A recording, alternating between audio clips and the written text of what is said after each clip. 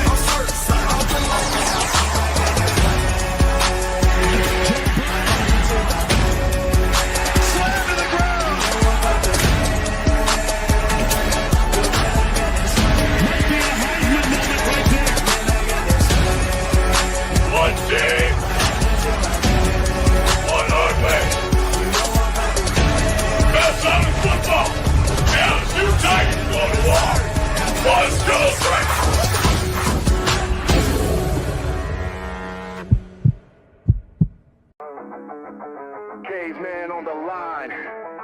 HG got the stats. No filters, no suits, just facts on blast. He seems like no nonsense guy. Like re-emphasize that for the Saints fans out there on TikTok. Caveman. What did you just say? The rebuild starts right now. Marshawn Lattimore's gone, so the defense, like we're not getting any better. To the left, got the edge and grind. We break it all Get into down Smith. like What a pass! That's it! Daniel Smith with the game winner! Oh my goodness! And that is why you have Aaron Fry pass the ball in. We roar from the base to the backfield floor. No filters, no fake control. So really, like you have you have the best quarterback in the league, arguably, the best wide receiver in the league, and you've got the best edge rusher in terms of total sacks in the season. And you're 4-7, and your playoff chances are hanging on that. HG on deck, stats loaded and primed. Reading the field. Let's make it interesting. We're making it interesting. Come on. Give us the freaking breaking down ball like a heat wave blade. Oh, let's go! Oh, no. Put him in there. Did not put him in there. We see through the hype. Call out the feed.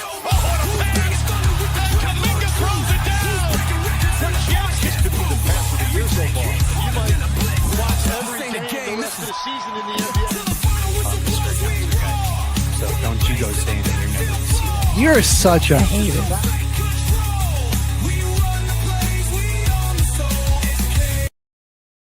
The station where our veterans' voices are heard, MBR Talk. Hey, thanks for tuning in. Welcome, Quack. Program are those of the speakers and do not necessarily reflect the views or positions of any entities they represent. Find us on the web at mbradio.us. For your You are looking live at Till The Final Whistle, everybody. HG and Caveman in the place to be, ready to get the sports news for everybody. Today, we got a lot to cover. There was a really awesome Nuggets-Lakers game last night in Denver.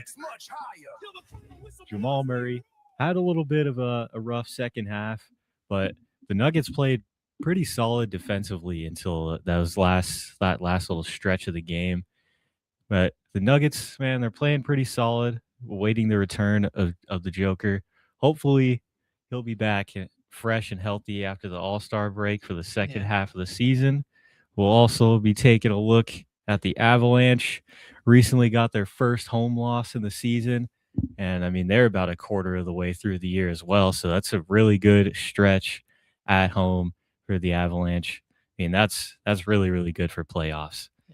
Last night, the best team in the NHL. Oh, yeah, easily. Last night as well, Purdue, another shocking upset in men's basketball for the Boilermakers. They went on the road to face UCLA, who's undefeated at home. Only wins on this season for UCLA have been in LA. Purdue trying to go and end that streak last night, and that dude Tyler Bilodeau, that's a stretch. That's a stretch, big man, right there. That dude was lighting them up all night.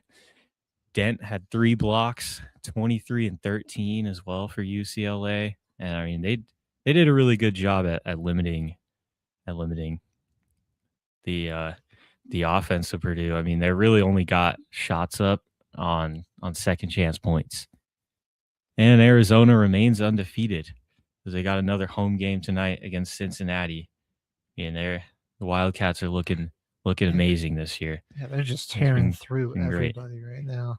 Doing all this, one of the lowest 3-point shooting attempt percentages. They're one of the lowest 3-point attempt percentages in the entire NCAA right now.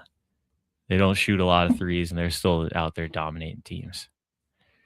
Well, I think we ought to start with the Avalanche, man, because they've easily been.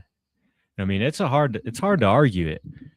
I think the best team in Denver has got to be the Avalanche. It's hard to argue with the 3 teams with a lot of success right now that we got, but I mean, I think this home streak, they're the best team in Denver. It is Colorado Avalanche. I mean, they still to this point only have 5 regulation losses. Goodness. They're the only team right now in the single digits in regulation losses, and it's not particularly close. It looks like the next closest team is the Golden Knights, have 12 regulation losses. So the Avs will you've got to take them to overtime basically if you want a chance to beat them. If the game's ending in regulation, it's a pretty good shot that they're going to win. They are just dominating everybody. Best record in the Western Conference, and we have the least amount of games played. 47 total games. Next closest is Utah. They're 25 and 20 right now, and they've played 49 games. I mean, that's just an insurmountable lead we've got on this conference right now. 34 wins for us. Dallas Stars in second place in the Western Central Division. Only got 28. And they're already in double-digit losses. I mean, what is the NHL record? What is some of the... Let me just search up some of the best NHL records, some of the best NHL teams in all history. Because they certainly are on pace to be up there. Man, this is it's a team that they can either they can get into a shootout, they can put up 7, 8, 9 goals on you, or they can go and they've got the goaltending to go and win a 1-0 type of game. So here we go. The best record ever was in 1976-77 season. Montreal Canadiens. The Canucks had 60 wins, 8 losses, and 12 ties on the year. I mean, we're Avalanche are on really good pace right now at 34 and 5. Yeah. That is nuts. That is nuts. And the best playoff record was the Oilers 84-85 season, of course, led by Wayne Gretzky, 15 and 3 record in the playoffs. So Well, McKinnon might be able to do something like that in the postseason, leading this team. If we don't pass that Canucks record of 60-8, the Red Wings in 96 had 62-13 record with 7 ties. So we're definitely on pace to possibly have a better record than that Red Wings season this year. And hey, the team, they're somewhat human, right? The top 5 in plus minus in the NHL. Now there's a guy from Tampa Bay on there too, along with 4 Avs. So it's not just they're not bad either. Lineup they're not bad either. Dominating. Yeah, JJ Moser now 3rd in plus minus. But yeah, I mean, they've got Wedgwood out here with wins as a goalie. Mackenzie Blackwood's got one of the top save percentages. I know he was hurt there for a little bit, but Wedgwood filled in really well. We got depth in the goalie position. Yeah, I mean, you could go to either one on any given night, and it's doesn't matter who's in there. They'll give you 30 plus saves, and it'll be. They're both top 5 in terms of goals against average. Like they are. My goodness, they're so good. McKinnon, obviously, just him and Connor McDavid are just running away with the points total on this season. I mean, it's those two have a 12-point advantage on the next closest guy, so it's going to be just a race. The Oilers went on a crazy run too in the last week. I was looking at their record and everything last week, and in the Pacific Division, they were all the way underneath the Kings last week. So they had a really good stretch over from Wednesday to Wednesday. Yeah, they're jumping up, climbing back up in the ranks there. I mean, that's 51 games, and they're 25, 18, and 8. So they started off a little slow, but yeah, they're really starting to not a team to be messed with there. Yeah, I mean, it's man, it's going to be close. Who you give this MVP to? Because I think McDavid and McKinnon are both again having very MVP-like seasons. I mean, depending on how this last end of the season goes for Edmonton, I might say Connor McDavid. But I mean, the Avalanche with a full entire season of dominance like this, how could you not give it to McKinnon? It's gonna be hard not to. Yeah, he's insane. It's like a crazy run to get into the postseason for Edmonton after a really shaky start. I mean, he's the leader and the star of that team. Like, he's definitely these are gonna be the top 2 guys all year long. Right. We might get a fantastic series between these two in the postseason. We want Dallas back again. All right, we're not going to let that series slip. We want Dallas back in here again. First round. I mean, I want that rematch too. The Avs totally should have won that last year. They blew so many chances. They had some leads, and they just let them slip. So such a different team now. Like, this is, or even earlier in the season, we kind of saw it. I kind of knew early that they're done letting games slip. They got in some really tight ones, and we saw only overtime losses from this team. That's how you know it's a different type of a season from them. And it took nearly. Okay, I was gonna say I wanted to check how long it took them to actually lose a game to open the year. Pardon me, Evan. Yeah, I mean, they, like, a lot of these guys are given some of their best performances of their careers, Feeling like championship or bust really for the Avalanche right now. It's scary unit. I just don't think there's any team that can go 7 games against them. No. Right now. Big thing, well, hopefully they can, like, now you just pray that everybody can stay healthy. That's the big thing. But even with some injuries, there's some good depth here. But obviously you don't want anybody getting hurt. Yeah, we don't want to be missing anyone crucial comes to the postseason. All right. Well, speaking of Denver teams that are injured, the Nuggets. The Nuggets. Last night. We'll go take a look at that game they had against the Lakers. 6 blocks. Peyton Watson went full Swatson, went block LeBron. That was sweet. Yeah, no, he was really great last night. Gave it 18 points, 5 rebounds, 3 assists. Got that big block. Shot on LeBron, 3 steals as well. Then Tim Hardaway, Zeke Naji also combining for 5 blocks in this one. And they were kind of cooking LA in the first half.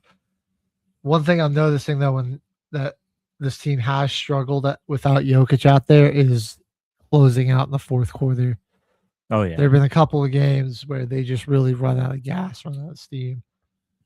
When Jamal Murray started in the first half, had 26 points and finished the game with 28. Like, he just went ice cold in the second half.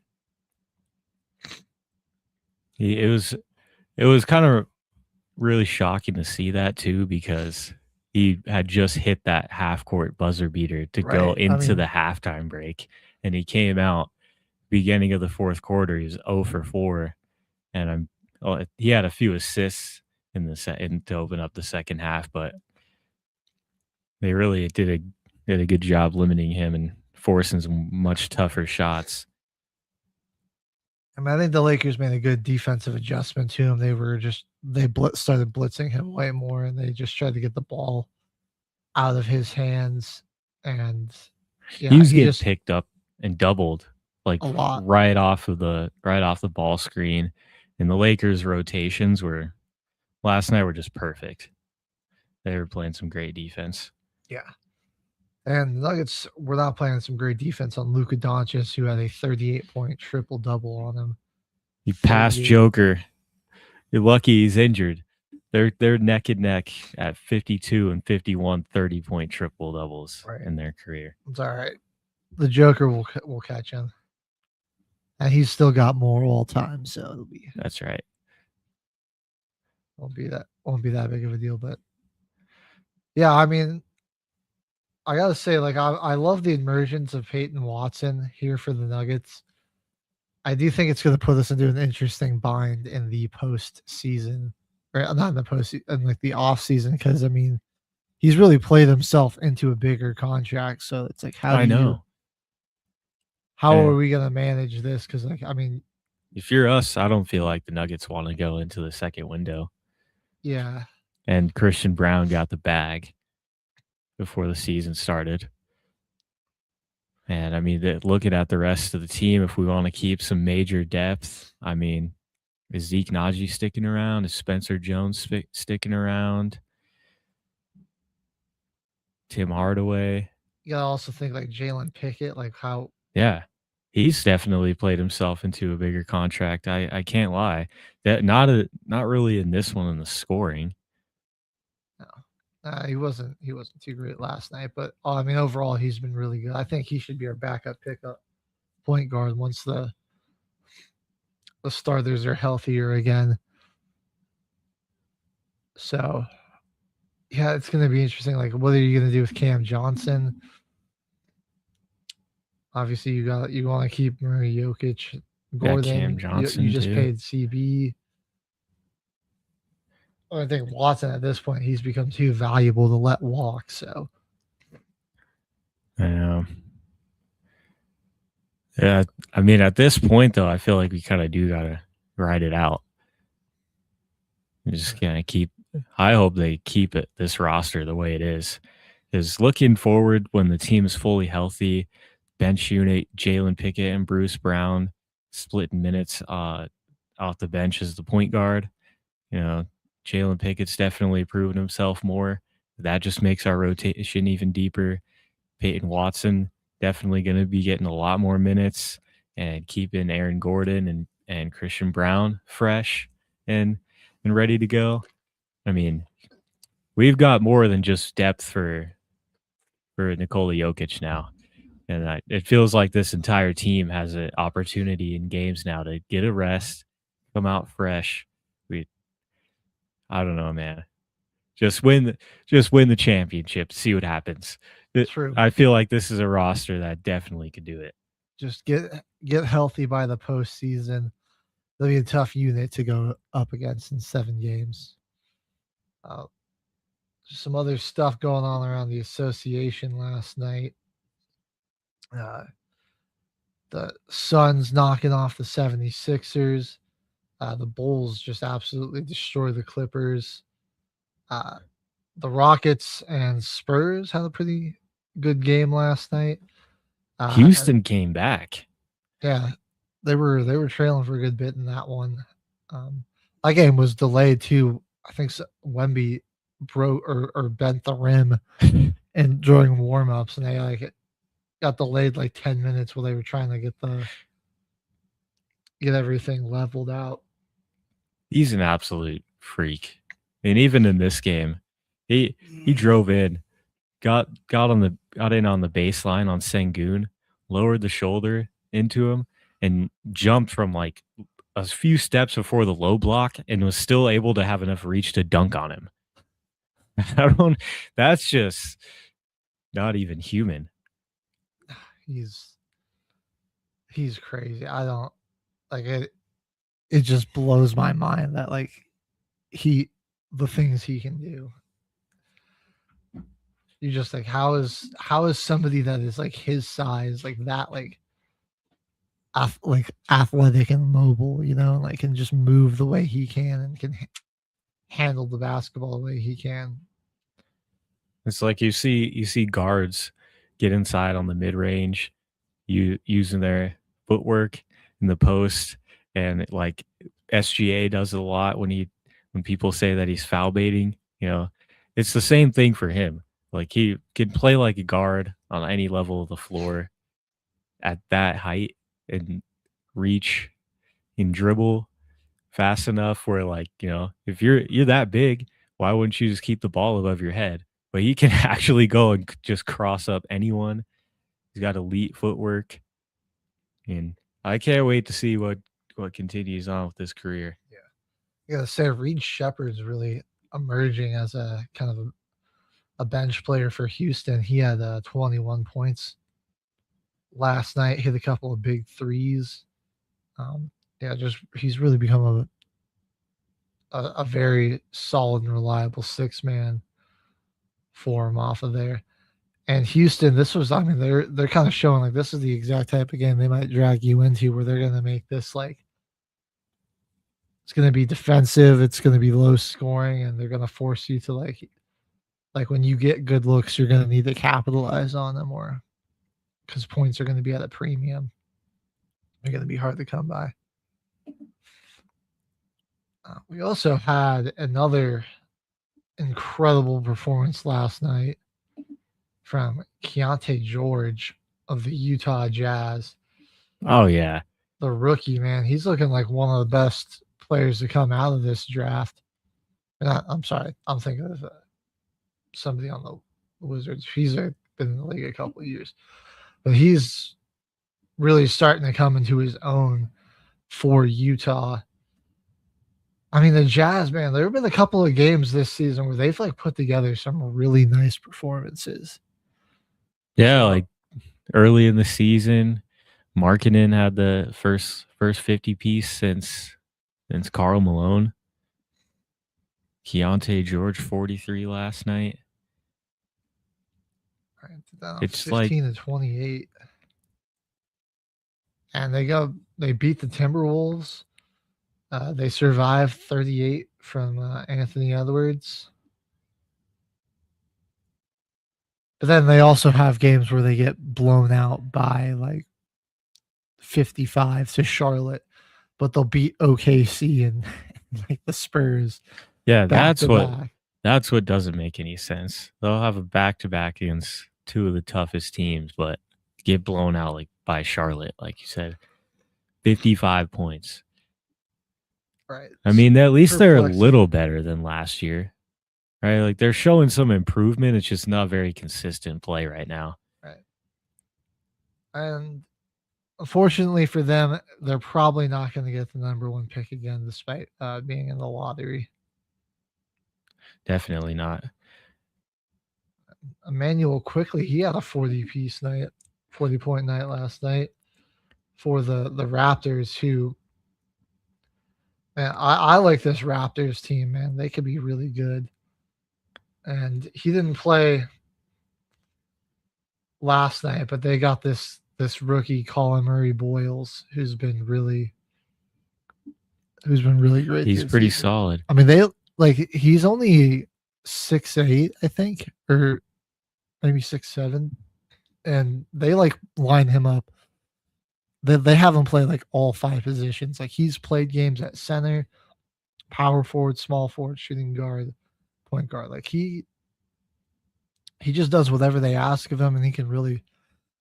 I mean, he plays at every position pretty well, despite being undersized through some of those big man rules. I think that if they could lock it in, they really could be really sneaky team in the Eastern Conference playoffs, man. Because they got Scotty Barnes still. He'll go out there and guard your best player, still give you 20 points in the paint, and maybe even 20 rebounds. In this game, he nearly had a triple-double, right? 26, 11, and 7. And, I mean, 11 assists, 4 turnover, great ratio. I mean, he's out. He'll guard the best player on the team as well. He's not the flashiest player. That's why I feel like they have guys like Emmanuel Quickly and Brandon Ingram, because Scotty Barnes is going out there to do his job. He's the best player on the team. He's just not the flashiest guy, so he really goes under the radar.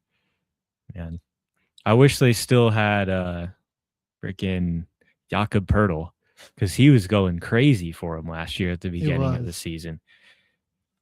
Yeah, looking at the Eastern standings, man, I mean, New York, they've been kind of slipping recently. I mean, they're having all sorts of defensive troubles. They've lost 4 in a row. They just look all sorts of out of sync. I mean, it's been a lot of L's piling up recently. You've got the Magic have a number of issues going on there. Paolo is. What happened to him, man? I mean, he just wants to settle for jump shots. It's weird, and he's historically bad jump shooter. Just in terms of his percentage taking jump shots, it felt like last year he could just give you 30 every night. For most of the season, he was just dropping 30 every other night. Yeah. Now the 76ers, they're looking good, but they just can't seem to really pull too far ahead of 500. Win a couple, lose a couple. Yeah. Hawks, they let the Hawks without Trae Young score 142 points. Right, their defense can get really it can be really shaky. I mean, Boston with no Tatum has climbed back up into the second spot. The Pistons are just running away with it. Cleveland's got their issues. Miami doesn't have a ton of talent. The fall off of Evan Mobley needs to be studied. He's really struggling this year. This was the Evan Mobley show last year when we were talking NBA. He was so good for Cleveland last season. And he ended up winning Defensive Player of the Year, didn't he? He did. Right. He was a beast last year. And his offense just exploded. But this year, it's just off. I mean, he can still he's still giving you 18 a night, but it's just really a struggle to get him going. It's a pretty inefficient 18. And an inefficient 18 is not really going to help your team win.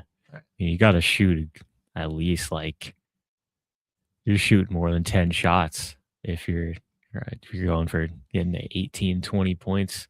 If that's where your offense is going, getting you that many looks, I mean, that could be a good portion of a quarter. You're just giving up defensive rebounds to the other team. All right. And then the Pistons just continuing to run away with it right now. They're 31-10. They're a great team, man. You love to see it. You love to see it. I really think it's probably coming down to Detroit and Boston at this point. I think Boston gets Tatum back. I mean, they'll be even better than they are right now. Jaylen Brown's playing at a very high level, though, just to get them through this. And despite losing, I mean, they lost like 5 players. And despite that, I mean, they're just the next guy up. I mean, it just shows like how well they've drafted. Nemas Kuda, man.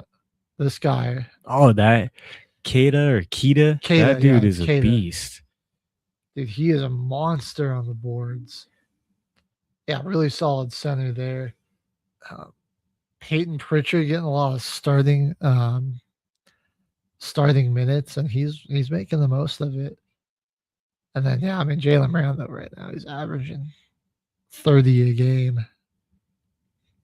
I think we might have to make the case, though, that we get Cade Cunningham in on this MVP conversation. At least for somebody in the Eastern Conference. A lot of teams some success. 25. I'll give him 26 points. We'll round up the 25.7. That's 25, 7, and 6 boards. Or 25, 10, and 7 with a steal and a block a game. Yeah, I mean, I think play it every game. He should definitely be in the conversation for MVP. There's everything he enables for that team. I mean, yeah, you see the points, the assists. I mean, the offense just flows through him, and he's a really solid defender too. Leading the best team in the East too. I mean, I think they're going to probably run away with it for the 1 seed. It's just tough because I mean, like, yeah, he's having a really great season, but like I think the front runners. It's Jokic still hasn't technically been disqualified, but it's Shea. Is it Luka, the other one in the top 3? I believe so. Let's see. I know there was some mention of Giannis potentially, but I like his team's just not really winning enough. He needs some help there. I mean, it's a big question. Are they going to move him at the deadline? Currently, SGA leading Joker, Luka, Wemby. Okay. Yeah, I was going to also say Jaylen Brown should be on the list as well. At least for Eastern Conference guys, your top 2 candidates for MVP, easily Jaylen Brown, Cade Cunningham.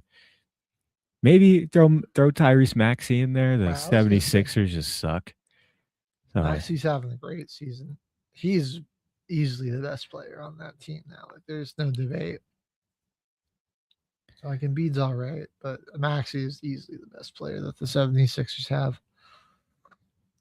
All right, well, there's some big injury news that we got to talk about. That's Jimmy Butler. Oh, yeah. Tearing his ACL. What's going to come next for the Golden State Warriors? Kuminga just demanded a trade. Oh boy, so that's not good for their backup plan. Because guy that was pretty much playing his position out for the rest of the season. Dude, you got to get in there. Doesn't even want to play for the team anymore.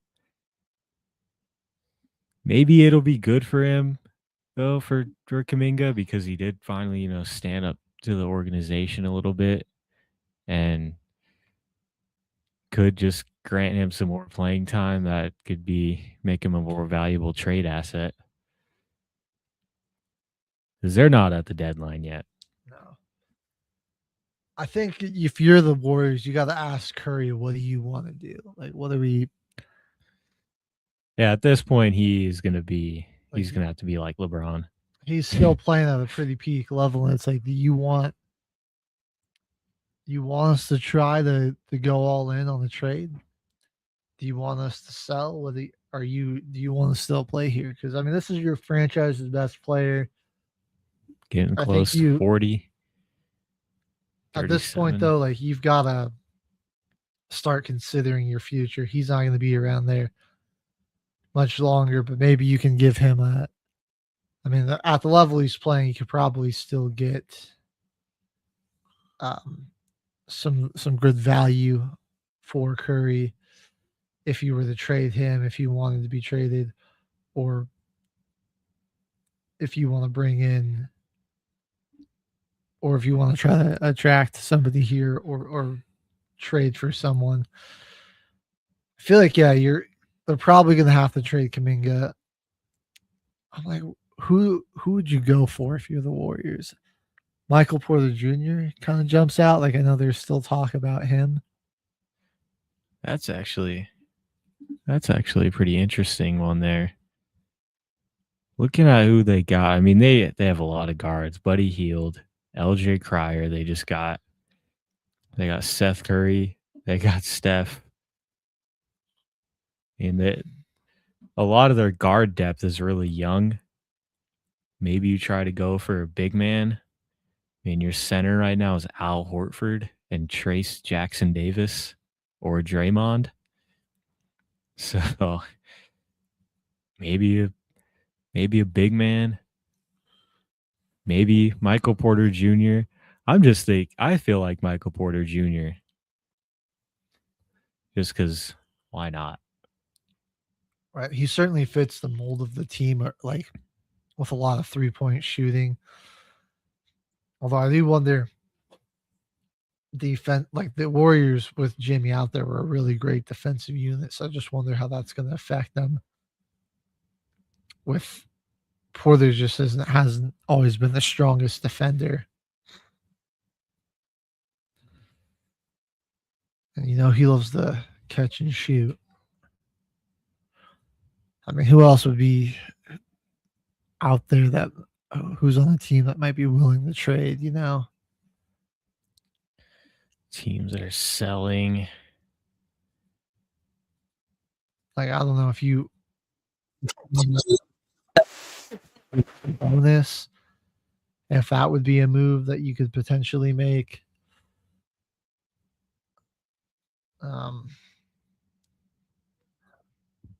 This is probably unlikely, but like, would Milwaukee try to make a play for Steph Curry? Yeah. Well, that could be interesting there. They kind of did that experiment with Damian Lillard, but obviously Curry's a lot better than Dame is overall. It just feels like tough for them. A tough way for the end of an era to kind of go down. You're really in a tough spot. I think you just, like, again, Steph's your best franchise player. They're at a point right now too. You try to do right by him and see, does he want to try to buy in and then take and get this team to the playoffs, or does, like, are you okay with us trying to go into rebuild mode and start to try to rebuild this team and put it back together for a new era? Like, a lot of the teams that you think might be selling by this point of the season, or, like, looking to make some moves, they either already have, like Atlanta, Washington, making that trade, or they've had at least a decent enough stretch of games so far in this season where they might want to look around and see what their roster looks like later in the season. Yeah. Because, like, the Suns, they might have been willing to make some moves at the beginning of the year. They might have been willing to try to go for Jonathan Kuminga maybe, but now it's like they're 5 seed. I mean, I don't think the Suns are even willing to make any more transactions. Like, they're playing really good now. They've been a pleasant surprise, man. They're one of the best 3-point shooting teams in the league. Mark Williams has been a revelation for him. Grayson Allen, Dylan Brooks, those guys are playing great. Like, just their 3-and-D, that presence that they bring out there. It'd be too many assets to give up if they wanted to try and go for Ja Morant, which wouldn't fit in their offense at all. Like, maybe Anthony Davis? Oh. I know the Mavericks are maybe considering trading him. But then it's like you just got another dude that's going to be hanging out with Jimmy Buckets on the sideline, right, being hurt. That feels like a big risk. Yeah, I don't know. Like, Porter makes the most sense to me. I just don't see. Does New Orleans have anybody that might be worth trading for him? Like, is Trey Murphy still on the table? He is definitely right now. But I think Trey Murphy's been playing so good that, like, he is probably going to be able to pick where he goes.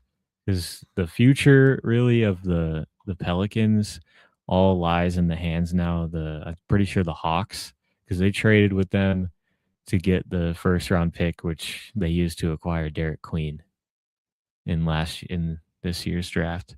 So they don't own their first-round pick anyways. Maybe Herb Jones. He could be another potential guy off of that Pelicans roster. Can kind of do what Jimmy did, but both of them, I think, are a bit better as 3-point shooters. They're both really good defenders. Yeah. They would definitely give a similar presence to Jimmy on the defensive end.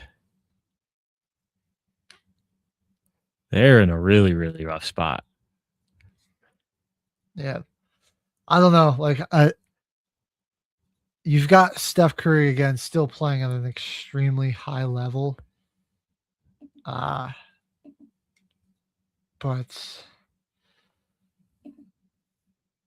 I just don't know, like, if you can, even if you make a trade, I don't know if it's going to be enough to really elevate this team to make a run for a championship, or if it's just going to end up hurting you long term more with the assets that you're going to have to give up. Yeah, this might be one of the craziest trade deadlines, all just because Jimmy Butler tore his ACL. This could be, I don't know though. Do you think Golden State, Steph Curry, really going to part ways before the end of his career? He's 37 right now. That's true. I feel like he's going to want to. Does he finish at least? Maybe he plays till 40. You think he just rides it out last 3 years with Golden State? But at the same time, it's like 3 years still playing that well. Dude just went and balled out in the Olympics. Like, this guy could get you a ring if you're another team that's like in that mode. Win now. I don't know. Maybe this season's a wash, but they see what they can do, and if Curry's coming back, you can try to rebuild in the off season there and move some things around. Let us know what you guys would do in this situation. It's a really precarious spot that they're in. We're going to have to monitor what the Warriors do. We're going to go ahead and take our first little music break here, though. When we come back, we're going to get into some college hoops. Caveman's Wildcats are tearing it up. Michigan's still looking really good. I mean, there's just a lot of teams that still are at one or two losses, just tearing it up in the top 25 right now. A lot to dive into. Don't go anywhere. You're watching Till the Final Whistle. From the cave with a mic in hand, drop stats so hard they ban my brand. G to the left, got the edge and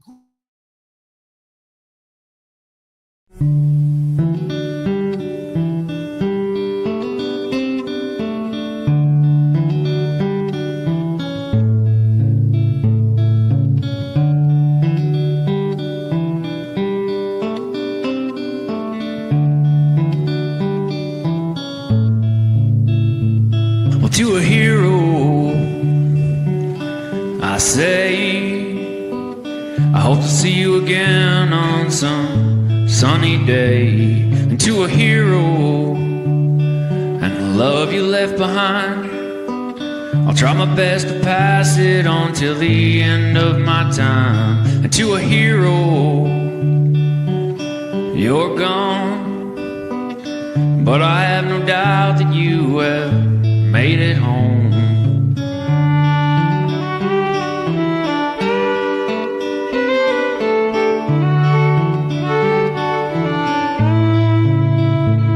And to a hero taken way too soon, over there in that dusty country, an Afghan afternoon. To a hero and the little one you left behind, I hope he grows up with your passion, I'm sure he will with time. And to a hero, a warrior through and through, you were taken way too early, what can we do?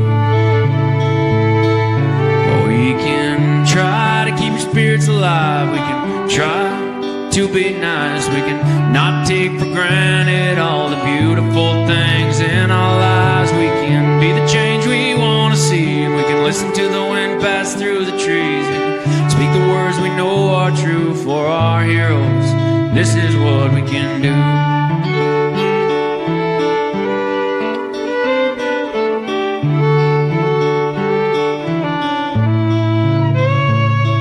All the heroes taken from our lives, at home or in those countries, fighting for what's right. Now we can do this for you and all your kin, and make this world a better place for your kids to grow up in. And we can try to be true, admit when we don't have a clue, and be there with the ones we love until our time is good and through. And we can be the change we want to see, and we can listen to the wind pass through the trees. We can speak the words we know are true for our heroes. This is what we can do.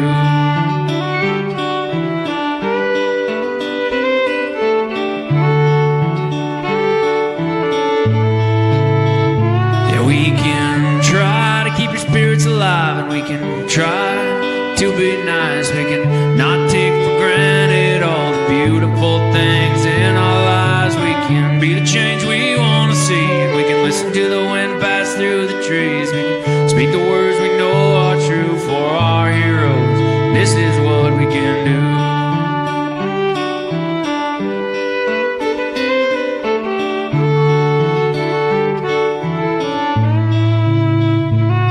Well, to a hero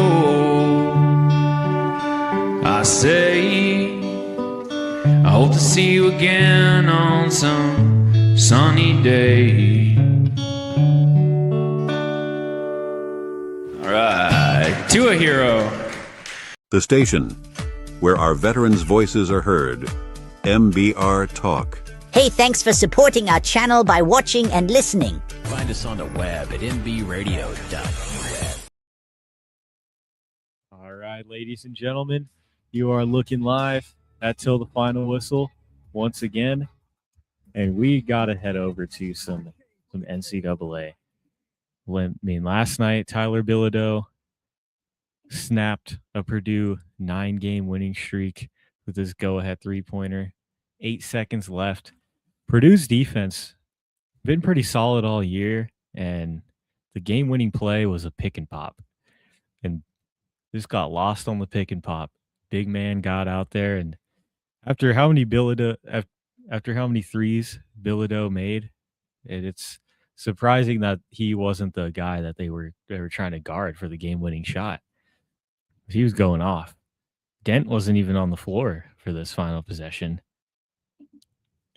It really all came down to some tough turnovers late. Braden Smith had a really it wasn't as ticky-tacky as he tried to play it off. It was a tip pass off the hands of the big man that went flying out to the perimeter, and he tried to tip it out of bounds and make it look like it went off one of the UCLA guys. I mean, replay assist was all over it, though. And the coach didn't even want to challenge that at all or try to review it. They went on. UCLA hits go-ahead 3. This was a real good battle, though. It was really back and forth. Purdue went on a lot of good runs down the stretch, but UCLA was ready to answer back. And they had a great crowd there last night, too. It was a pretty awesome upset. Didn't allow the fans to storm the court after. Oh, come on. They fine them now. They fine the schools now for it ever since that thing happened with Filipowski. Oh, that's so lame. Yeah. Bro. Some schools just they take the fine, but UCLA literally had a chain crew. And it was a bunch of school staff and coaches and security just holding the white chain. And the fans were only really allowed to come out to like the 3-point line. Yeah. It was stupid. It was dumb. I was like, they're not letting them storm the court. Oh. That was because Kyle Filipowski got in the way too. Like he could have easily gotten out of the way. He just because he was salty about losing. He was trying to bump into people that were enjoying their time and ended up getting stepped on. Yeah, UCLA. The reason they have a tough time winning on the road is because their bench unit doesn't do a whole lot. So it's starters have to really carry. 7 total shots made by the bench unit. Well, 9 because of 2 free throws from Jakari Harris. Yeah, they were non-existent in this one. And yeah, the Boilermakers. That was that's a problem going on the road. They just couldn't. They got some cold stretches. They let UCLA hang around in it. They started smelling blood in the water, and boom, got an upset. Came in. I want to just direct your attention down to a little bit of a shootout that went to overtime down here at the bottom.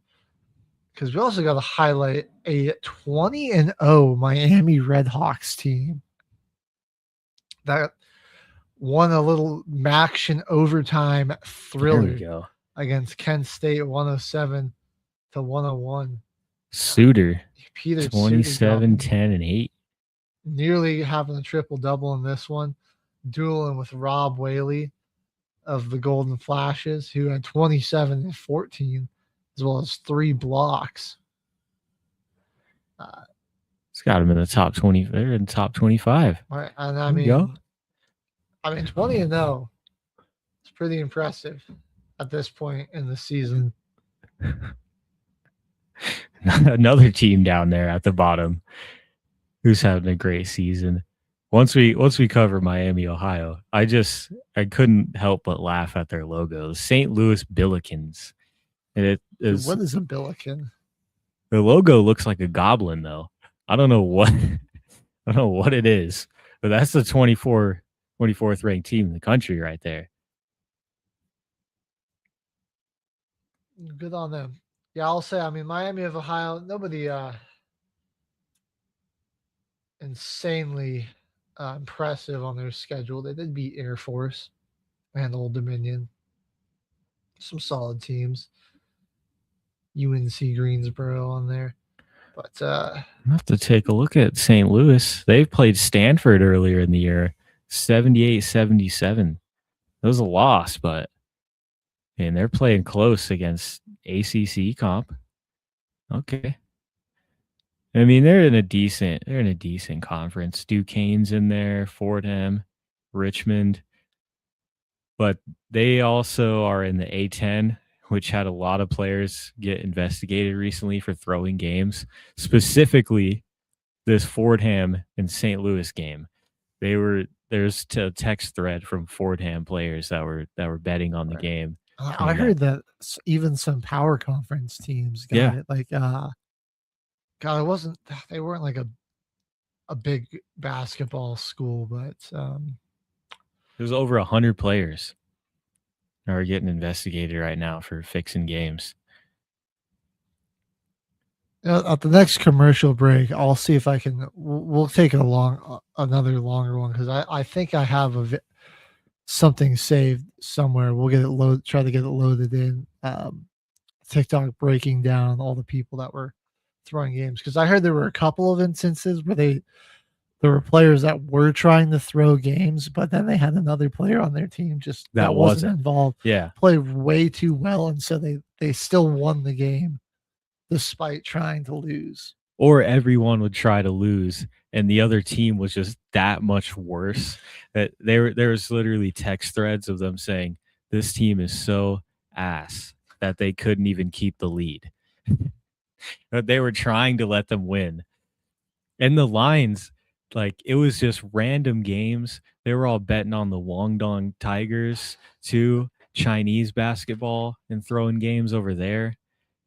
It was like over $400,000 would get bet on like an A10 conference game, and you're like, okay, this is a little sketchy. I can't, like, no crap, you got caught. It's almost a little embarrassing that it took them as long as it did to figure this out. But maybe they were doing an extensive investigation and they didn't want to tip off their hand. I'm like, I mean, come on, they're not even trying to hide it.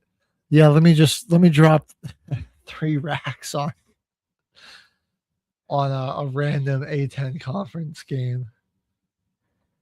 Yeah, I'm dropping $250K on player props in the Big Sky Conference. Yeah, and it's like, it's for a guy to have, it's like an over under 3.5 rebounds for some random bench guy that's just got $100,000 based on the prop bet. All right. Well, hey, some conference play has started, and it's been good. Last night in the SEC, Arkansas kind of showed some dominance over their opponent Vanderbilt. That was a top 25 matchup here. Beat them 93-68. The Razorbacks shocked some people with a good run in last year's tournament, looking to do the same. They're 14-5 here. They got 16 from Ewan off the bench, and then their entire starting lineup had a pretty solid game. Nick Pringle only had 8 points, but he got 4 rebounds as well and did a good job of protecting the football. Made some football protecting the basketball. Trayvon Brazil, 10-14. I'm glad he stuck around for another year. He was good in the tournament for him. He's just a super impactful player. You also look at like the 4 steals and 2 blocks in this one. They got Carter Knox is back for another year. He had 16 in this one. And then Darius Acuff, who dropping 17 for him, their leading scorer. Kansas might be no joke. With Trey White and Darren Peterson, those 2 guys have been really, really solid. And once conference play started, they had a really, really good bounce back because they got knocked out of the top 25 a few weeks ago. 4-2 now to start things off. Back up to 19th in the country. Right. Beat Colorado last night, 75-69. I mean, they had a nice win. Pretty commanding win. Earlier in the year. I mean, you look at some of their losses too. I mean, they lost to UConn, Duke, and North Carolina. All really good teams. I think they got off to a slow start, but they're really starting to find their footing. Not like after that West Virginia loss, they were like, that kind of like shook them away because they've been a lot better defensively. And I mean, even though they won this game, they like gave up 100 points to TCU the week before. So I think they're really starting to get dialed in. I mean, they had a big win over Iowa State immediately following that. Then they've defeated Baylor and Colorado. A couple big tests coming up, though. They are going to have BYU and Texas Tech here in a few days, or just over a week, actually. And they still got to play Arizona twice and Iowa State one more time. They got a really tough schedule this year. Home and home against two of the best teams. I mean, they're lucky they don't have the home and home against Houston also. That would just be scary. I mean, the Big 12 altogether in basketball right now is really amazing. Iowa State, Kansas, Houston, Arizona. TCU really hasn't been bad. Offensively, they're not a bad team. Don't forget about BYU. BYU in there. DeBonsa cooking up. Texas Tech in the top 25 right now. And it's been really good for Big 12 basketball this year. Yeah, I mean, I think it would absolutely not surprise me if a Big 12 team won it all this year.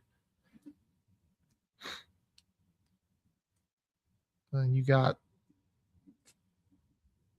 UConn, man. Like their conference kind of fell off this season. They're just not as good. I mean, like the Huskies are running away with it. St. John's just like, I know that they're 14-5 overall, but they just don't feel like that good of a team. They kind of, after last year, made a big coaching hire, got them into the tournament, was everybody's kind of dark horse team to make a really good run. It wasn't a bad tournament from them, but they've fallen off the radar since then. Yeah. Even though there's only one conference loss, 14-5. I mean, I just think they've really struggled against top end competition too. I mean, Bama, Iowa State, Auburn all took them out. Kentucky took them out. Providence took them out. And I mean, Kentucky 8-4 at the time of that game. I mean, they're kind of in the same boat. You know who's been a crazy surprise though this season? The Nebraska Cornhuskers. It's back. They've had a really good season. They're 18-0 right now, 7th in the country, 1st in the Big Ten, and they've adopted the defensive strategy known as no middle, where they are just so determined to not let you score in the middle of the floor. They want to try to force teams to kick it out. I mean, yeah, if you watch their games, like it is crazy how much they will swarm to the middle of the court. And they want to make you shoot as many shots as possible from deep. Force you to stretch the floor. And I mean, they've got some solid wins on this season too. Took down Illinois, took down Michigan State, just beat Oregon the other night. Got a victory over Indiana. Rough year for the Ducks. 8-11 right now for Oregon. Yeah, it's too bad. They normally have a pretty good basketball team that could make some noise, but I don't know what's going on with them. Yeah, back to the Cornhuskers, because I did not see this coming out of this squad. Honestly, it was not a team I had my eye on. They came out of nowhere. Big Ten, yeah. I mean, they're dominating teams. 96-66. FIU beat Wisconsin by 30. 90-60. Price Sanford out there leading the way, but I mean it's a pretty unselfish unit too. I mean they pass the ball really well. It's great ball movement, and then they just play really fast. No way. On defense. Hoiberg transferred there. We're going into his senior year. Where's I swear to God, Sam Hoiberg was on a different team. Yeah, you're right. Let's see what career. No, he's always been on Nebraska. Must be thinking of somebody else. But yeah, he's just he's just emerging this season as he's just kind of developed a lot as a passer, leading the team in assists per game and everything. He's their playmaker, and mainly that's the guy has got the ball in his hands to get the action going and to get at the team in the set. And Bryce Sanford obviously leading in scoring right now, and I mean he's almost 50 40 90 club right now, 47% from the field, 41 from 3, and 82 from the free throw line. He's shooting really good. Yeah. And he's crafty, man. He just gets so many good looks.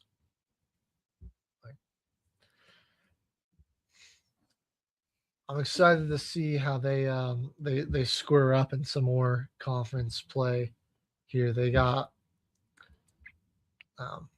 they're gonna have Michigan coming up here soon. That game's on the 27th. That's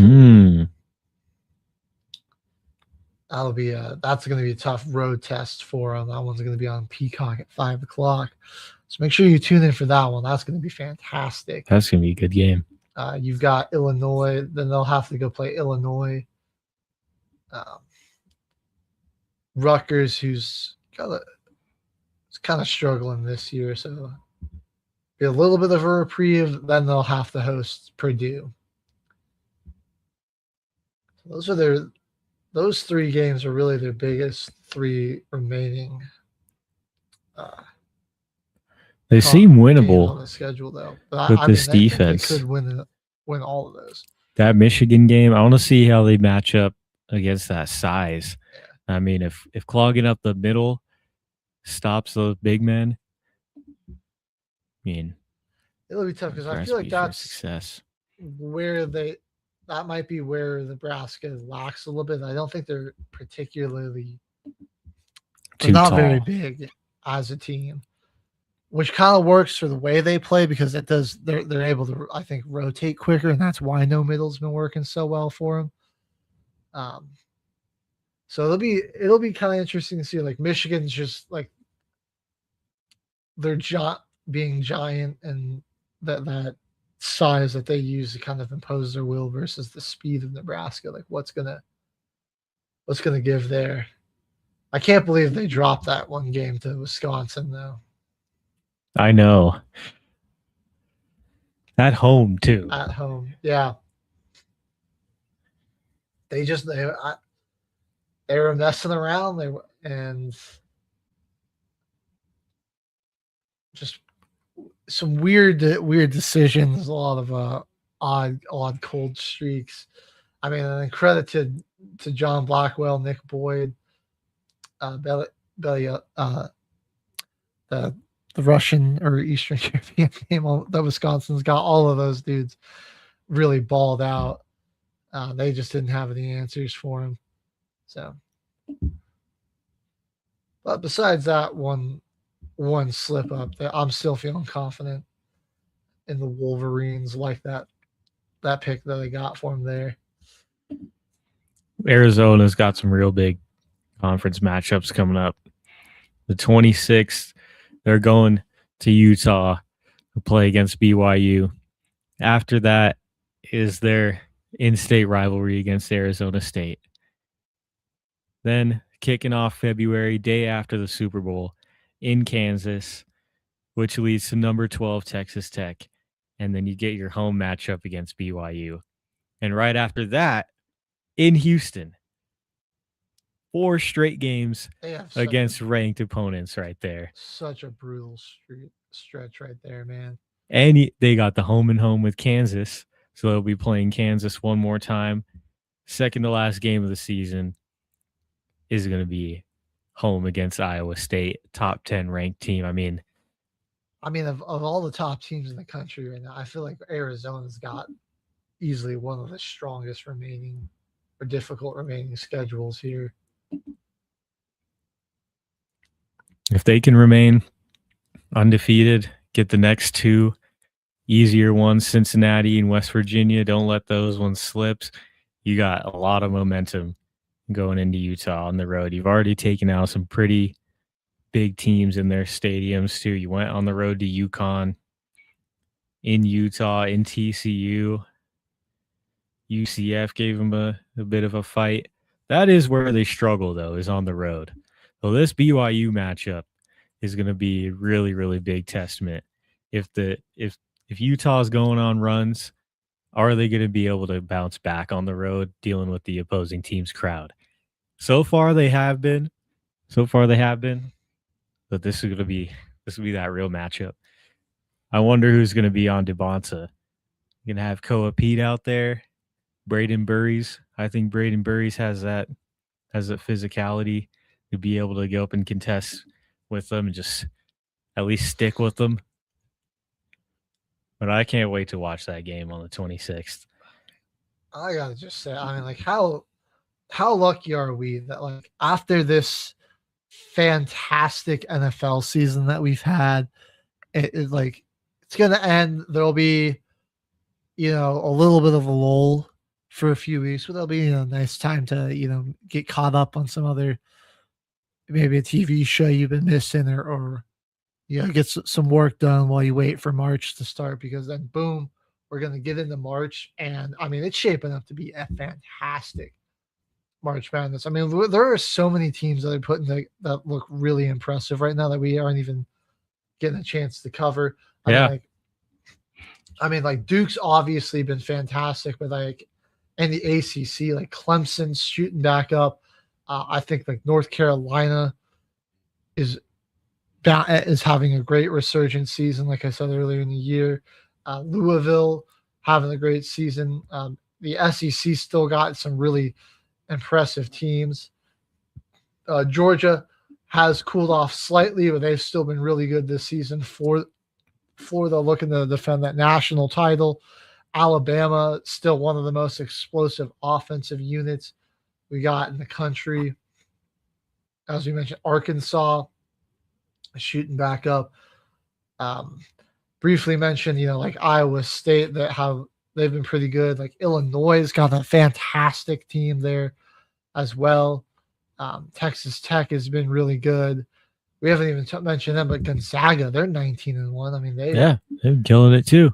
Besides that one, they look like one of the best teams in the country. Besides that 140-point loss that they have, but since then they've just been cruising through. So they're going to be really good. I can't wait to see what happens, man. We're pretty lucky. These conference tournaments are going to be insane too. I mean, it's so close between half these teams. Conference tournaments are going to be just as good as the March Madness brackets. And they're going to be playing for it all. But just how close the records are, how close these conference records are going to be at the end of the season, that in those conference tournaments are going to matter so much more for these teams this year. It's going to be awesome. And then even on the women's side, which is still usually a little more top heavy, there are some fantastic teams that might be on the crash course. I got to just highlight the UConn Huskies the other day, just absolutely demolished Hannah Hidalgo's Fighting Irish. Oh, yeah. 85-47. Sarah Strong with 18 and 11, 3 steals, 3 blocks. She's just unreal. I think she'll win. She's probably my pick to win National Player of the Year on the women's side, averaging 18, all around, averaging 19, 8 and 4 on 60% shooting. Yeah. Vandy's still undefeated on the women's side, 18-0. They skyrocketed into the top 5 now that they got some conference wins in there. Michigan's been on the rise. Louisville up there still. Iowa, 16-2. Okay. That's been a very interesting team now. Caitlin Clark in the WNBA, and they've rebuilt a little bit. Right. Okay. A little quieter last year, but now they're just coming back strong. They just knocked off the other day. They knocked off 15th ranked Michigan State. And their only 2 losses were to a really good Iowa State team and then to a good UConn team. They beat the 7th ranked Baylor Bears at the time. Beaten the 20th ranked Nebraska. Got a big game against Maryland coming up tomorrow, actually. Yeah. So, I mean, even still on this side, like, I think there's going to be some really fantastic matchups. I'm looking forward to like a potential like a UConn UCLA clash we could see, or like South Carolina UCLA, just like a Michigan UConn Texas. A lot of fantastic games, a lot of fantastic teams that are coming up here. So it's been a really good year for or seasons for sports, I think. College hoops has definitely been a great season to open it up. I mean, we still got 2-3 more months of it. I can't wait. Like, that's just what the best thing about it is just like nobody really, like, doesn't seem to be any teams that like are ahead of the pack. You know, it's like, oh yeah, like there are some really dominant looking teams, but then you're like, I mean, even they have shown that, like, you know, there's some chips in the armor, and it's like some weakness that they can. And it's like there's no one that like is really pulling away. You're like, it really is just feels like it's anybody's year. Does you think to yourself, like, you look at Arizona, undefeated, number 1 in the Big 12, number 1 in the country. There's 5 other teams in the Big 12 that are coming for that spot, and it's one game could decide it for how that top 6 in the Big 12, the rankings. You know, it's literally just like a 1-game difference between half of them. Like, none of them have even matched up with each other yet. We haven't even seen the BYU Arizona matchup. Haven't even played Houston. No Kansas. They're all 1-2 games apart. 2 weeks of this season can decide the rankings. Right. I mean, 1 week you can be just on top of the world, and then despite playing good, but just lose a close game, and like all of a sudden you're right back down. Yeah. Feels like you just started off at 500. It feels like your season's over. You drop that many ranks. All right. Okay, man, what do you say?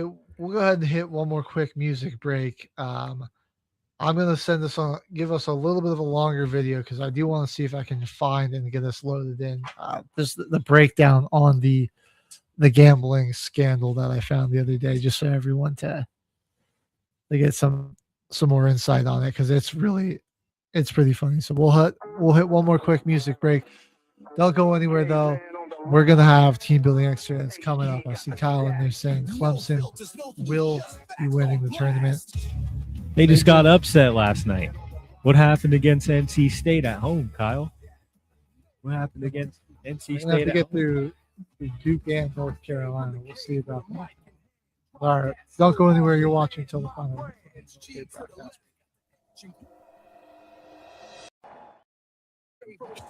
In the proud spirit of America and in the proud spirit of our great country, just got 3 things to say. God bless our troops. God bless America. And gentlemen, start your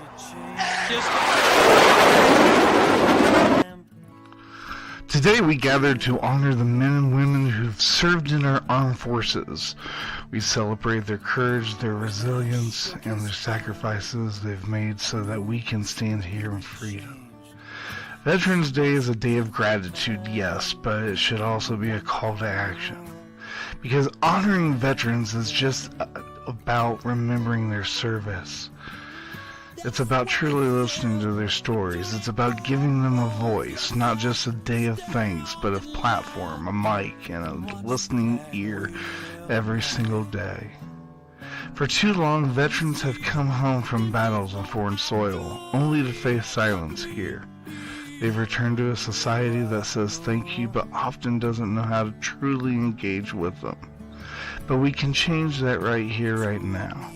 You see, when you hand a veteran the mic, you're giving them something beyond words. You're giving them a connection, purpose, and the space to share what it means to serve, to sacrifice, and to rebuild.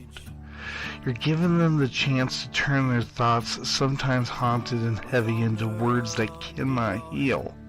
Because when veterans speak, they don't tell their own stories. They speak for others who might be willing, struggling in silence. A voice isn't just a sound, it's a lifeline. And when we give veterans that voice, when we make space for their perspectives in our communities and conversations, we're not just honoring their past, we're strengthening their future. When a veteran shares their story, they're not just reliving their past, they're reshaping their future one word at a time. So today I challenge each of us to give a veteran in our lives the chance to share. Listen, to not just reply, but to understand. Let their words sink in and be transformed by their experiences. Because a veteran with a voice is a veteran with power. Power to lead, to heal, and to inspire change. Let's give our veterans more than our thanks. Let's give them the mic, the platform, and our commitment to listen, because then they talk. We all grow. Thank you.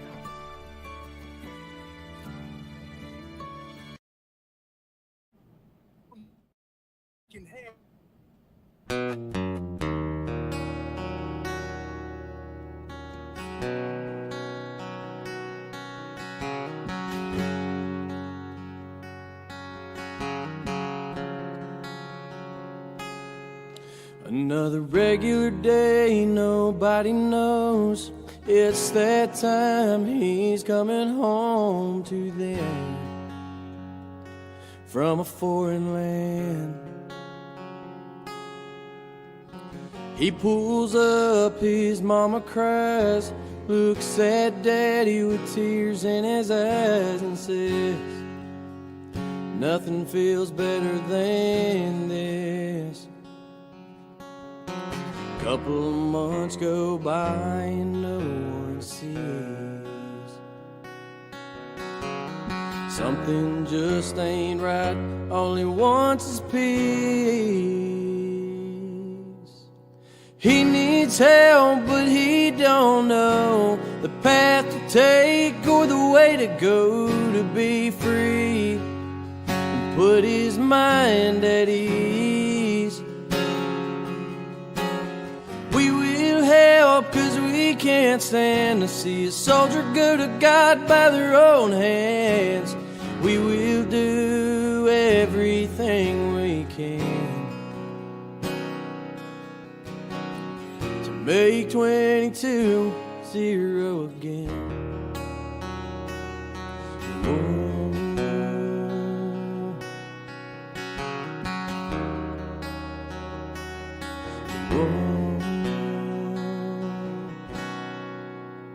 He gets help, but he still feels off. Sees an ad on the TV about a dog batting said, this is a man's best friend. Whoa, so he goes one day and he picks it up.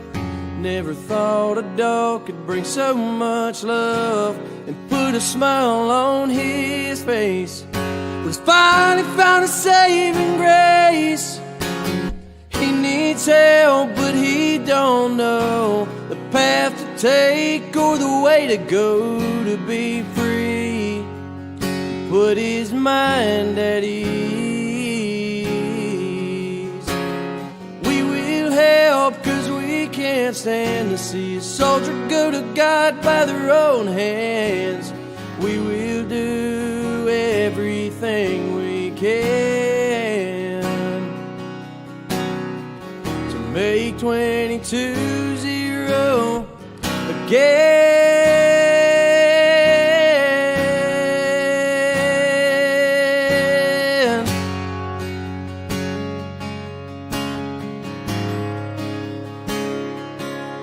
Whoa, whoa.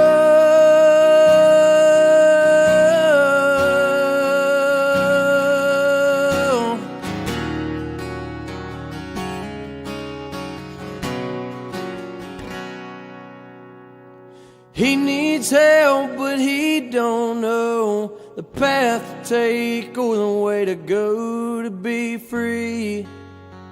Put his mind at ease. We will help, 'cause we can't stand to see a soldier go to God by their own hands. We will do everything we can to make 22-0 again.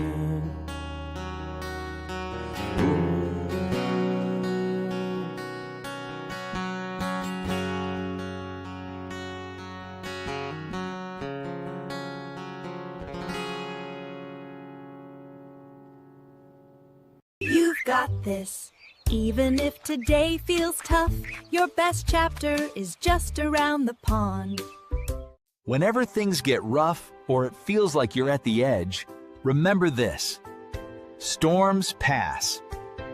Tough times don't last, but tough people do. The station where our veterans' voices are heard. MBR Talk. Hey, thanks for supporting our channel by watching and listening. Find us on the web at mbradio.us. All right, ladies and gentlemen, you are looking live at Till the Final Whistle, and we've got our clip in here.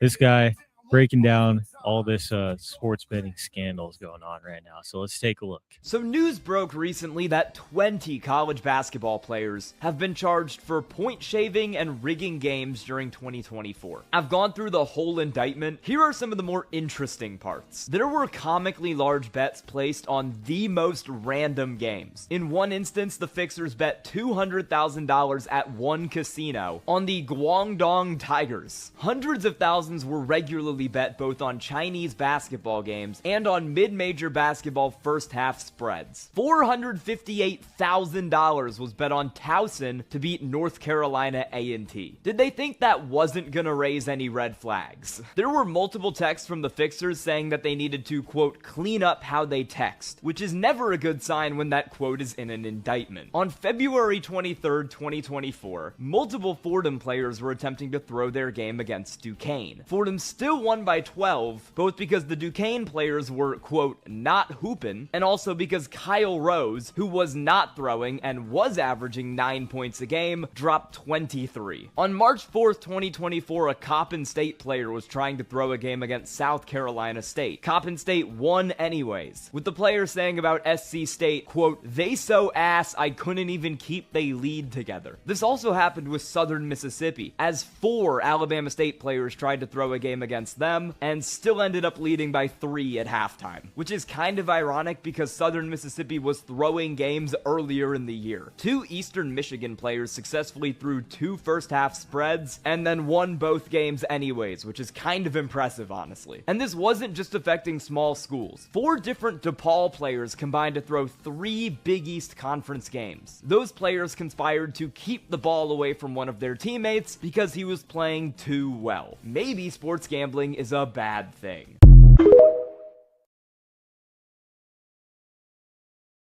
Yeah. So Bad thing when you're doing that. Yeah. Jesus. I love we have to clean up how we text. They got that in the indictment. 20 players already in this. A lot more getting investigated. It is that's rough. North Carolina A&D, we really betting on that game. Anybody really betting on that game?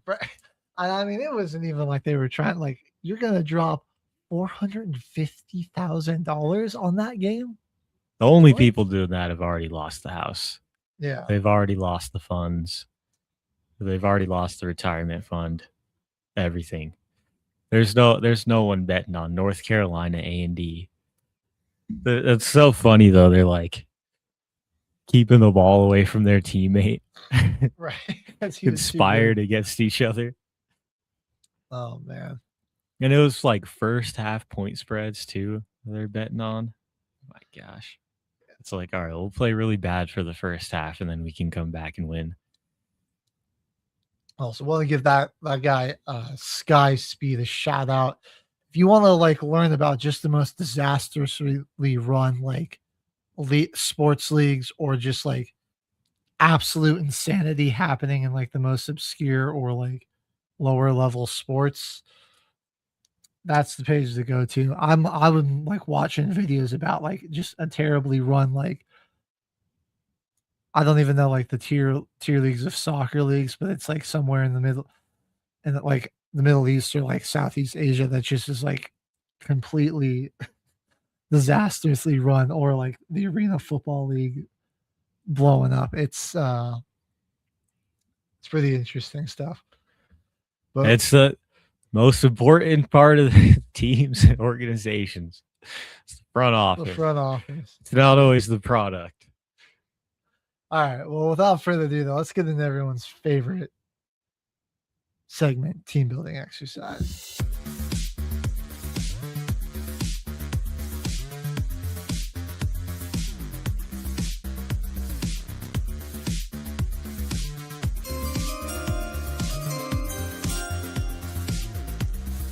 And I'm putting together a special team. No, this is actually crazy because this is the total. With pretty much, I was checking the list too. A lot of these guys that I picked on here, they're in the top 30 for the rushing yards leaders.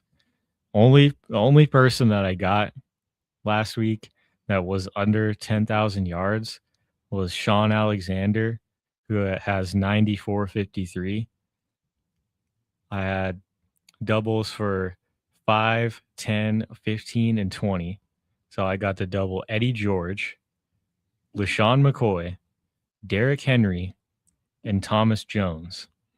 And I still only got 294,080. Damn.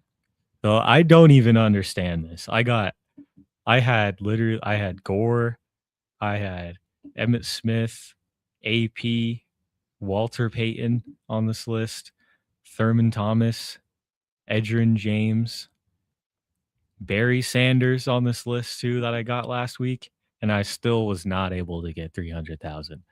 So I don't even know what we're doing wrong in this segment.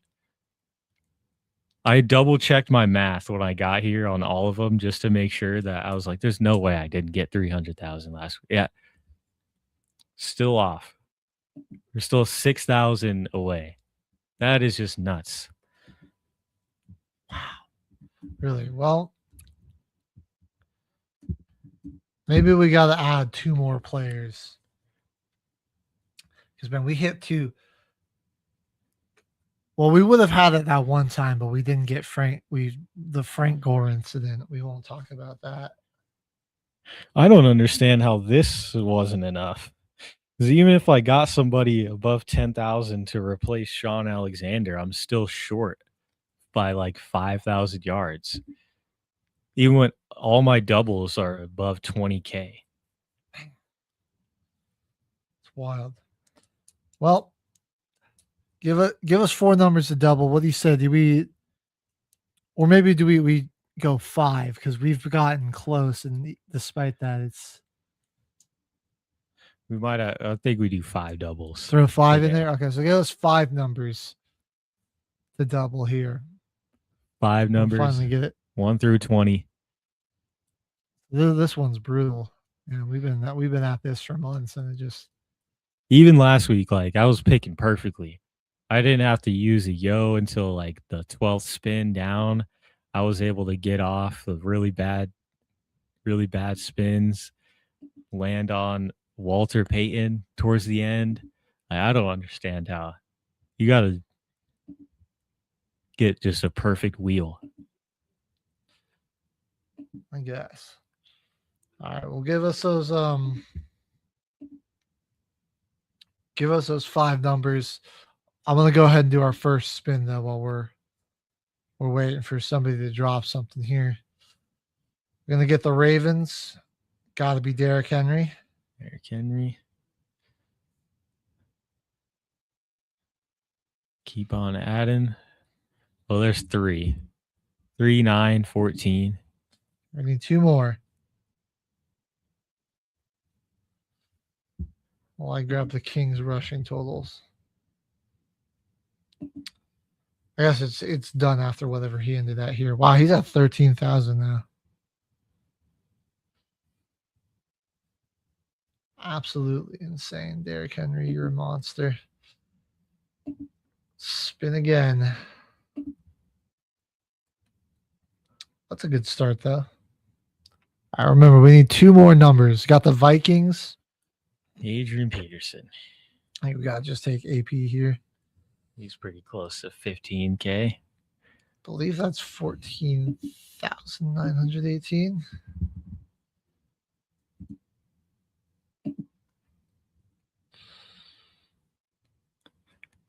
Now I had it on the money. All right. Spin it again. Here is a double. We do get to double this one. Drop 2 more numbers first in the comments. We're doubling 5 numbers this time. Oh my God, Walter Payton. That's huge. Oops, I just wrote Walter Sweetness. I'm not wrong. That'll be times 2.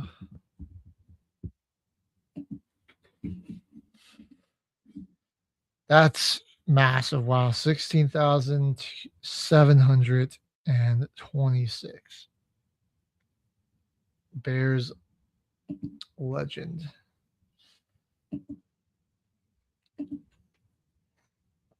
All right.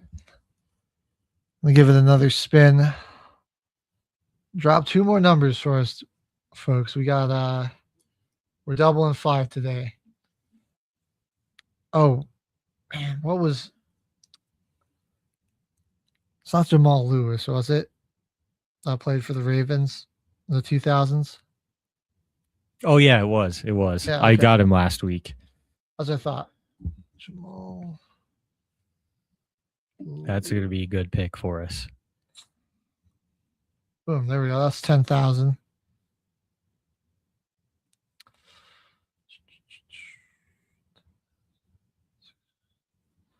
Boom. All right. It's a pretty good start so far.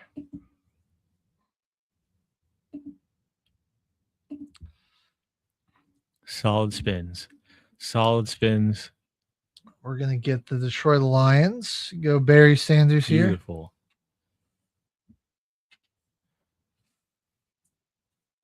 Barry's 15,000 something, I believe.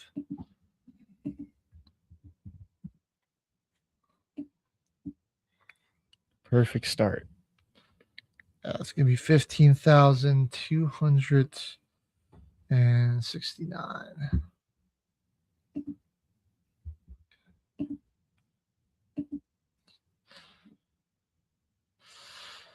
So number 6 we got here. We're about a quarter of the way through. Kansas City. I think we got Marcus Allen's probably the best option we can take here, right? I think so. With him. I don't know. That's 1 and 20 are doubled now. That's our last 2. 1 and 20. All right, well, we'll get the double. Derrick Henry.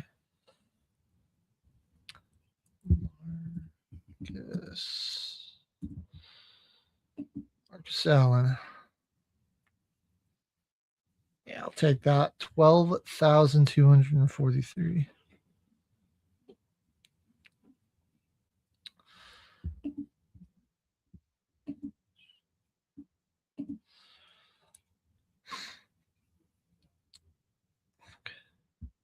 They get the New Orleans Saints. Ricky. Ricky Williams, right? Yeah. Not Waters.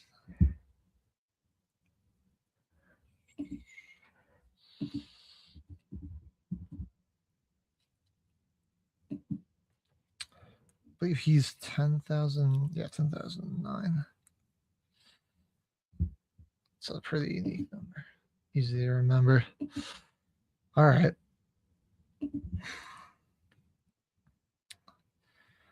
On to number 8, Broncos. Tony Dorsett. He's got the highest number. That one was a crazy pull right there. I can't believe how many weeks we went and just like totally forgot that Tony Dorsett existed. It's going to be 12,739. Now we're on to number 9. We get to double this one. We're going to get the Dolphins. All right, I took Ricky. Not Mercury Morris. Oh, Frank Gore. Oh, yeah. You can do Frank Gore on this We one. almost did it again. Least memorable team he was on.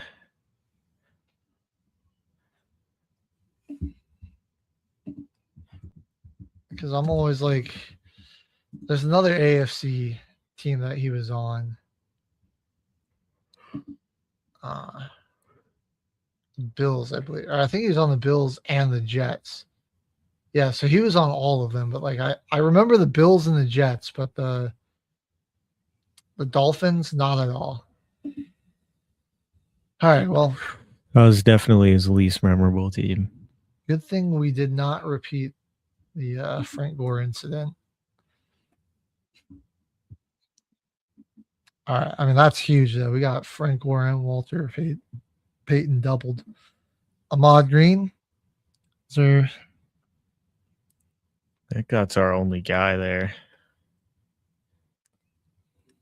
Right. Yeah. Mm-hmm. Yeah, I think we got to go with him. He's still above 10K. Packers, man, for their rich history, they haven't had like a ton of crazy memorable running backs or that just like super long longevity quarterbacks. That's 9,205. All right, number 11. Halfway through, though, this is looking like the run.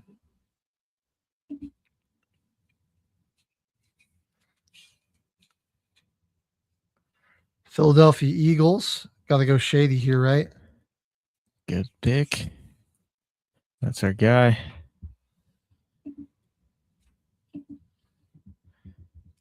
It's our best option with the Eagles. Yeah, again, like another team, long history, not a ton of great options just in terms of long careers at running back. All right, boom. That's number 11, though. Believe so. All right, we got on to 12. This is going to be the Eagles again. Very cool. Well,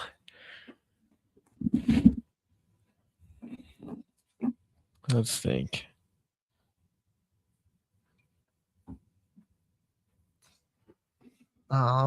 This might be one of our yos. Right. I just don't think they've got anybody that's even like close to 8K besides like maybe Brian Westbrook. I think we got to drop a yo here. Yeah. Give us a yo. We're not going to take the Eagles again. Not feeling it.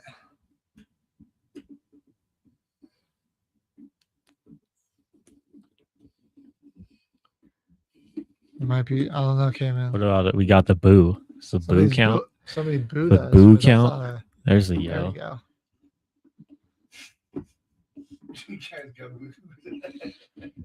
The Eagles have no other. I think Kyle's booing the Eagles. Because the Eagles suck. Nobody likes them. The Saints. Already took AP. We already got Ricky. You said. You got Mark Ingram. Oh, Mark Ingram. Pierre Garçon. Boy, he was a receiver. Pierre Thomas, Yeah, right? he's That the was the tight running back. end. Pierre Thomas. We got so many guys that were like receiving backs and running backs. Like, Good for short stints, but just never. I think Mark Ingram. I think Mark Ingram has the most. It's not terrible. It'll still give us like 8,000 something, so we can't complain. Yeah.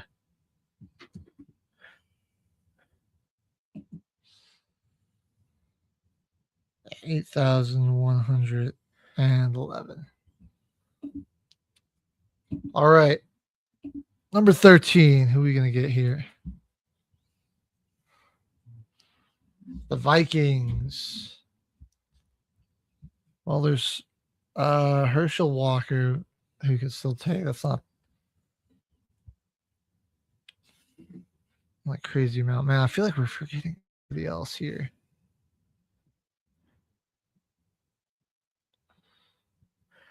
But maybe not. Go with Herschel? Let's try Herschel Walker. I mean, there's certainly worse options.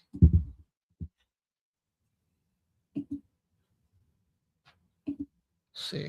Yeah. I mean, other than Adrian Peterson and Ricky Williams, Mark Ingram is our best pick because I know for off the top of my head, Kamara's at 7,250.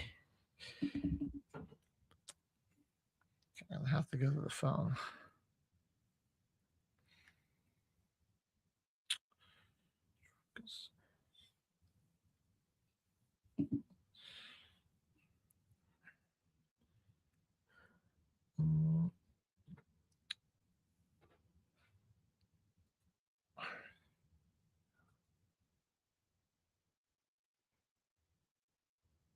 How do you spell Herschel? There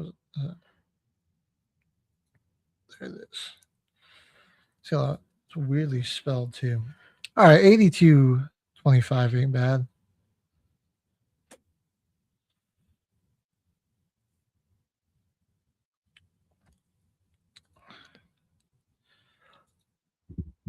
All right, we'll go 14. We get to double this one. This is big here. The Jaguars. Corey Dillon. That was his name? No, Fred Taylor. Corey Dillon's our Cincinnati That's guy. our Bengal pick, yeah. I had the wrong cat team.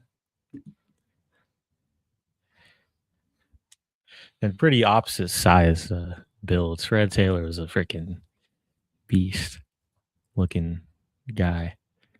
Corey Dillon, a little smaller, more agile running back. Fred Taylor was like a bus. Yeah. No, you're right. You're right.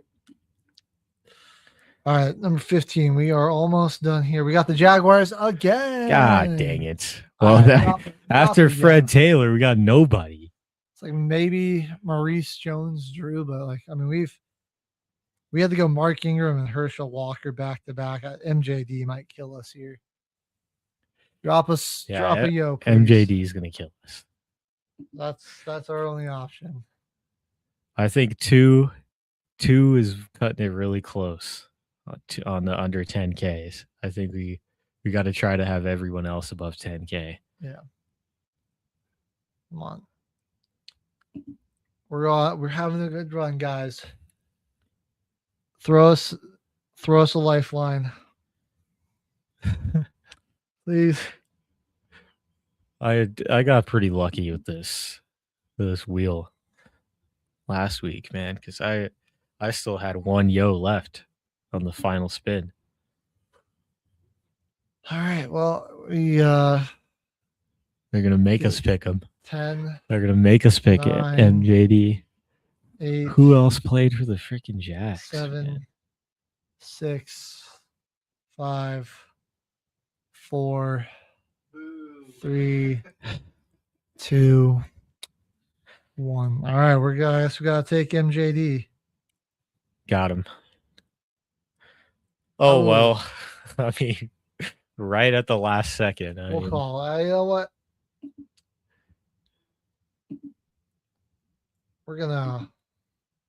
We'll take it. It counts.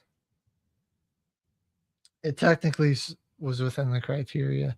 The Niners. We already got, what's his name? We already got Frank Gore, yeah. Think about Garrison Hurst. Did I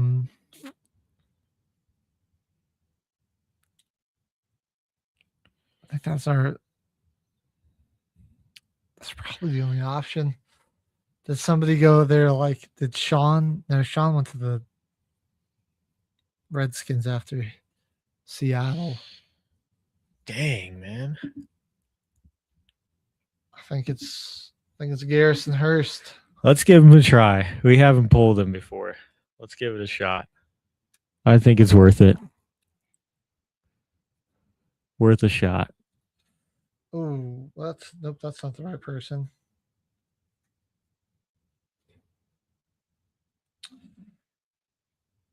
Oh, well, not awful, but we lost now because of that number, probably 7,966. That might do us in. Yeah, we were off to such a good start.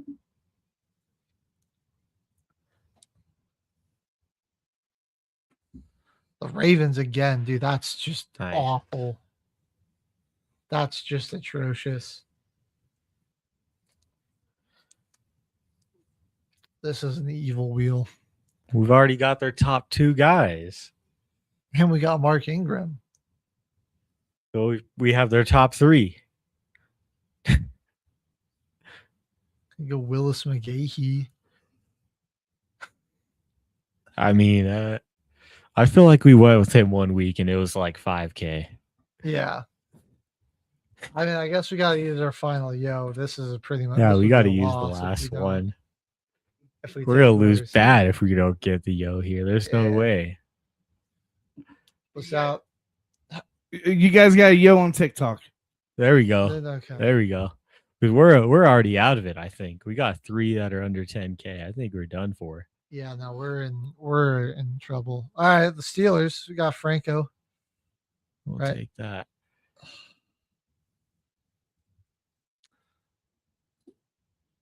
That's not terrible. That's a lot better than whenever we've had the pick for the Ravens. 12,120. We will take that. All right. Wheel, you need to lock in. We got no more respins here. The Lions. Oh, we already have Barry. Nice.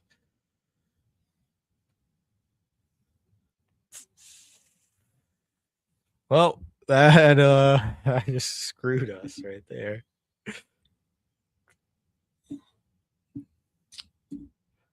That just screwed us right there. No, you guys are still in it. I don't think we are. I'm gonna shot. Think positive. Come on, Stiddy. This is a shot in the dark, but I'm really just throwing out somebody that had a lot of rushing yards. It's work done. Maybe work done played there. No, he didn't. Dang it, dude. Let's go David Montgomery. Yeah, that's like our only pick. Oh man, all right. David Montgomery it is. Tragic. Oh, what an ending. I'm shuddering to think of what this number is. What an ending to this week's show. Oh my God, 6,115. That's it. And we already got it. We were already out of it. Long story short, it's over. Boom. Roasted. New England, Steven Jackson. Perfect. Or as Caveman likes me to play when something goes wrong you guys' way. Well, you got to play the bullhorn one. What? Oh, that's not the... The stink sound one. Oh, this one.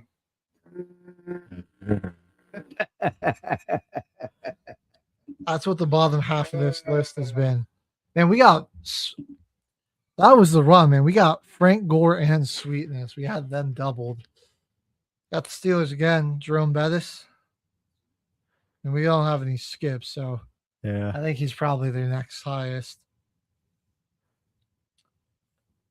I'm going to read off the list that I pulled last week. You're going to be surprised that it didn't get above 300K. I'm just going to read off the whole list. So the only person that I had that like wasn't in the top like 40 all-time rushers was Sean Alexander. Oh, wow. Oh, I think we've been doing this wrong. We got to go with Jerome Bettis before Franco. I thought they were flip-flopped. He's got more. The bus has more. It's got 13,662. This is our last one. Well, we get Emmitt Smith. So hold on. This one gets to get doubled as well. I mean, it's a long shot. We'll see what happens we got 3 numbers under 10K. That makes me a little nervous. But we got one extra double. All right. Well, So I'll start adding this up. Let's you can read off that list. This is literally who I pulled last week. So I got Marshawn, 10,413. John Riggins, 11,352. Frank Gore, 16K. Then on spin number 4, I got the Lions. Got Barry Sanders. Then next was my double Eddie George. He had about 10,400. So he had 20,000. Then I got Corey Dillon. I got the Colts, Edgerrin James, Ricky Williams, Fred Taylor, doubled LaShawn McCoy, Jamal Lewis, Tony Dorsett, Sean Alexander, Thurman Thomas, double Derrick Henry, Emmitt Smith, Ricky Waters, Adrian Peterson, Walter Payton, double Thomas Jones. And that was not enough for 300,000. As like every great running back that you could think of, I was able to pull last week.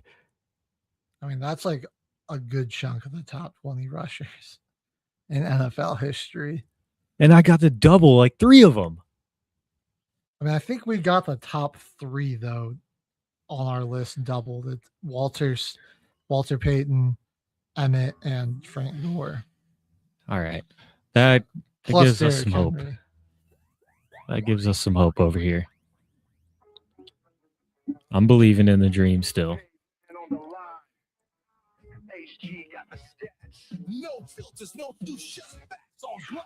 Get it together, fellas. Okay, Kyle.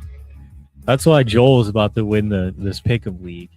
Blow us all out the water. And we got to get him in on the PickEM or on the fantasy football next year because he wasn't able to get in on the league. Well, it helps when you know how to use the tool, and I didn't know how to use the tool. No, next year Joel is going to be the force to be reckoned with. He's going to have his roster set Wednesday night. You won't even have to worry about his lineup. Okay, man, you're not going to believe this, dude. Yes, finally. We just needed the one more double. 3,818, 317. Yes, 318,317, ladies and gentlemen. It took like 2 months straight, but we finally did complete this challenge. It just took the 5 doubles instead of 4. That was it. And I think also we got the top 3 rushers in NFL history. We got the double all of their totals. So that's like 30,000 right there. So that essentially covers like 1/3 of it, basically. That is a good chunk of it. Beautiful. So, wow. All right, well, hey, let us know what challenge you guys want us to do next. Should we make something NBA related? Should we go hockey? Well, yeah. I'm gonna be terrible if we do a hockey one. I don't want to. That'll get us some more hockey knowledge, though. We'll be better at breaking down the game. Yeah, hockey, maybe baseball. We could flip it to the defensive side of football. Let us know what you guys want us to do. let's jump in and do our picks for who we got. All right. Broncos, AFC Championship, Patriots. I still believe. All right, the spirit of Bo Nix will guide us. Let's go Broncos. Our defense will pop off. I'm not delusional. You're delusional. NFC Seahawks, Championship. Rams. Give me the Rams. I'm going with the Rams as well. Matthew Stafford. On the road. I think they're going to put Sam Darnold in a tough situation. The Seahawks defense is nice, but I trust the experience of the LA Rams. That's going to be all for us today. Thanks for watching another episode of Till the Final Whistle here on Military Broadcast Radio. We'll catch you guys in the next one. Life is like a duck. Tough times don't last, but tough people do. Here at Military Broadcast Radio, we're teaming up with our friends at Die Tired, the veteran-friendly music band spreading strength, resilience, and mental health awareness one shirt at a time. And check this out. Their brand new shirts feature broadcast beaker right on the breast pocket. A reminder that you can weather the storm, and you're never alone. Shirts are only $25, and proceeds support giving veterans a voice. MBR's mission to teach veterans how to podcast and videocast. Because when our vets are talking, they're not overthinking. They're not second-guessing. Together, we stop the 22 stigma. Grab your shirt today at mbradio.us and hit the shop. Or go directly to toramerch.printavo.com/merch/dietiredband. That's toramerch.printavo.com/merch/dietiredband. Suit up, stand strong. Remember, we're unduckable together. You're built tougher than the storm. Ladies and gentlemen, thank you for tuning in to Military Broadcast Radio. As we wrap up today's show, we want to remind you that the podcast of today's episode will be available right after we go off the air. So if you missed any part of the show or want to listen again, be sure to check it out. And remember, we're here to support and honor our veterans. Your stories and experiences matter, and we are committed to giving you a platform to share them. That's right. We're here to give our veterans a voice. So don't forget to catch the podcast and stay connected with us. Giving our veterans a voice.